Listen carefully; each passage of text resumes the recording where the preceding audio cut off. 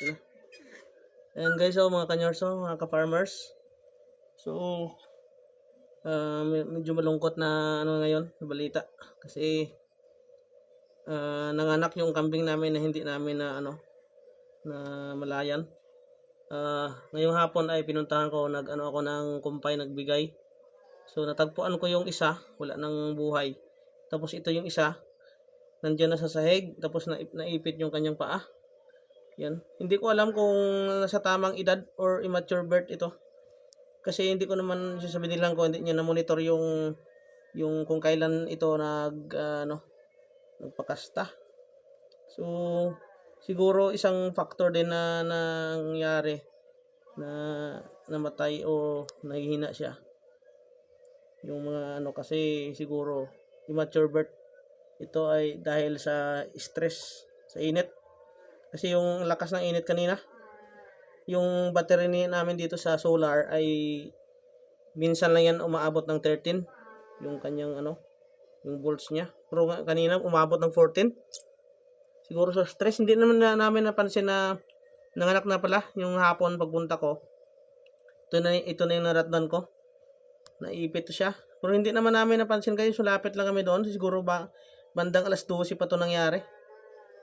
Na andyan na sila sa labas na dalawa. Yung isa wala nang buhay, ito ay humihinga, kaya inaano namin, dinadrops namin ng gatas. Yung gatas ng anak namin. Napainom namin sa kanya. Yan. Baka makasurvive din to guys kasi lumalaban, naglulunok siya ng gatas. May tendency siya na mabuhay. Inano ko lang siya ng tela para hindi siya malamig. Hopefully, i-update namin kayo kung survive to. So, actually, ito yung first time na nakapagpaanak ako dito. Nanganak yung kambing na alaga ko dito.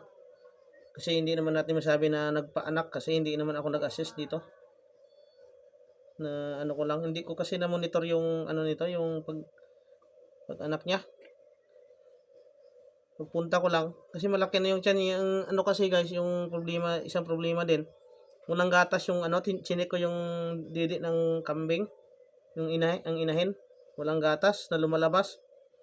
Kaya tinatry namin na siya bigyan ng drops na gatas. Hoping na makasurvive. Ganda to. Babae to guys. Yung namatay ay lalaki.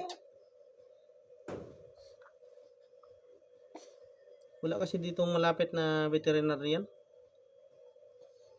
Kaya kami lang dati nakapagpaanak din kami ng kambing doon sa Negros, pero dinudukot namin para makalabas kapag malaki yung baby. Ito ay hindi ko napansin. Pero guys, kumpleto na kanyang mga balahibo. Yung paa niya. Maganda na yung pag-build. Maganda to na uri, klase. Ganda yung kulay niya. Brown. Natulo niya.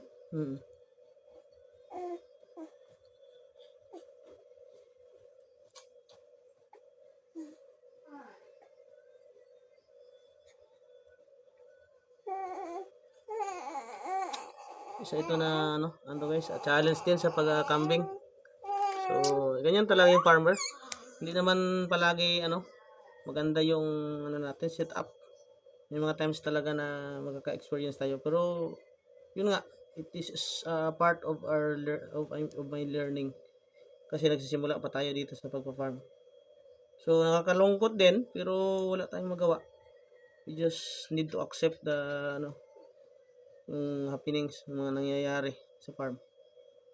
But next time ay aware na tayo kapag kabuntis.